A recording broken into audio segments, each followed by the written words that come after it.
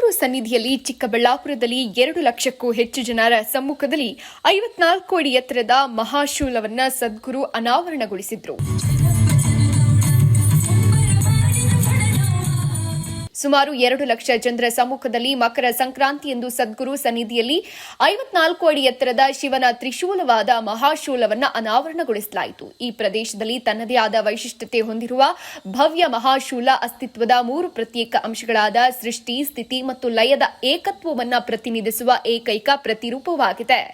Karnataka ಲೋಕಾಯುಕ್ತರಾದ Shri BS Patil, ಮಾಜಿ ಇಸ್ರೋ ನಿರ್ದೇಶಕರಾದ ಶ್ರೀ ಕಿರಣ್ ಕುಮಾರ್, ಯುವ ಸಬಲೀಕರಣ ಮತ್ತು ಕ್ರೀಡಾ ಸಚಿವಾಲಯ, ಕರ್ನಾಟಕ ಸರ್ಕಾರದ ಕಾರ್ಯದರ್ಶಿಗಳಾಗಿರುವ ಶ್ರೀ ರಂದೀಪ್ ಡಿ ಅವರು ಉಪಸ್ಥಿತರಿದ್ದರು. ಸ್ಥಳೀಯ ಪಂಚಾಯಿತಿಗಳ ಹಲವಾರು ಸದಸ್ಯರು, ಆಡಳಿತ ಮಂಡಳಿಗಳ ಪ್ರತಿನಿಧಿಗಳು, ಸಮುದಾಯಗಳು ಸಂಕ್ರಾಂತಿ ಹಬ್ಬವನ್ನು ಆಚರಿಸಲು ಸಾರ್ವಜನಿಕರೊಂದಿಗೆ ಸೇರ್ಕೊಂಡರು.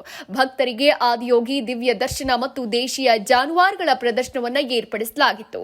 ಕಳೆದ 4 ದಿನಗಳಿಂದ ಸದ್ಗುರು ಸನ್ನಿಧಿಯಲ್ಲಿ ನಡೆಯುತ್ತಿದ್ದ ಜಾತ್ರೆ ನಿನ್ನೆ ಕೊನೆ ದಿನದಂದು ದೊಡ್ಡ ಸಂಖ್ಯೆಯ ಜನರನ್ನು ಆಕರ್ಷಿಸಿತ್ತು.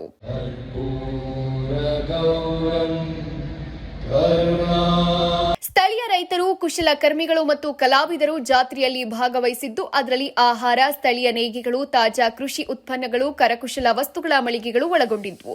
ಡೊಳ್ಳು ಕುಣಿತದಂತಹ ಸಾಂಪ್ರದಾಯಿಕ ಜಾನಪದ ನೃತ್ಯ ಪ್ರದರ್ಶನಗಳು ಜಾತ್ರೆಯ ಹೆಚ್ಚುವರಿ ಆಕರ್ಷಣೆಯಾಗಿದ್ವು. ಸದ್ಗುರುವರ ಸಾನ್ನಿಧ್ಯದಲ್ಲಿ ಈಶಾ ಬ್ರಹ್ಮಚಾರಿಗಳು ಮೊದಲ ಬಾರಿಗೆ ಪಂಚಭೂತಗಳನ್ನು ಶುದ್ಧೀಕರಿಸುವ ಪ್ರಕ್ರಿಯೆಯಾದ ಪಂಚಭೂತ ಕ್ರಿಯೆಯನ್ನ ಸದ್ಗುರು ಸನ್ನಿಧಿಯಲ್ಲಿ ನೆರವೇರಿಸಿದ್ರು.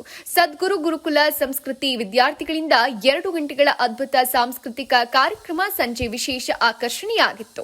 ಸದ್ಗುರು ಗುರುಕುಲ ಸಂಸ್ಕೃತಿ ಒಂದು ಶೈಕ್ಷಣಿಕ ವ್ಯವಸ್ಥೆಯಾಗಿದ್ದು, ಇಲ್ಲಿ ಮಕ್ಕಳು ಗುರುಕುಲ ಸಂಪ್ರದಾಯದಲ್ಲಿ ಕಲಿತಾರೆ. ಹಲವರು ತಮ್ಮ ಜೀವನದ 12 ವರ್ಷಗಳನ್ನ ಶಾಸ್ತ್ರೀಯ ಸಂಗೀತ, ನೃತ್ಯ, ಯುದ್ಧ ಕಲೆಗಳು, ಯೋಗ ಮತ್ತು ಧ್ಯಾನದಂತ ಸಾಂಪ್ರದಾಯಿಕ ಕಲೆಗಳಿಗೆ ಸಮರ್ಪಿಸುತ್ತಾರೆ. ಸದ್ಗುರು ಸನ್ನಿಧಿಯಲ್ಲಿ ಅಕ್ಟೋಬರ್ 2022ರಲ್ಲಿ ನಾಗ ಪ್ರತಿಷ್ಠಾಪನೆಯೊಂದಿಗೆ ಸಾರ್ವಜನಿಕರಿಗೆ ತೆರೆಯಲಾಯಿತು. ಇದು 800 ವರ್ಷಗಳಲ್ಲಿ ಭೂಮಿ ಮೇಲೆ ಎಲ್ಲೂ ನಡೆಯದ ಮೊದಲ ಪ್ರತಿಷ್ಠಾಪನೆಯಾಗಿತ್ತು.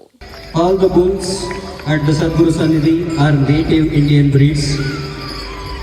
We showcase some of these spectacular bulls tonight as part of our significant efforts to preserve these native breeds which are facing unprecedented decline.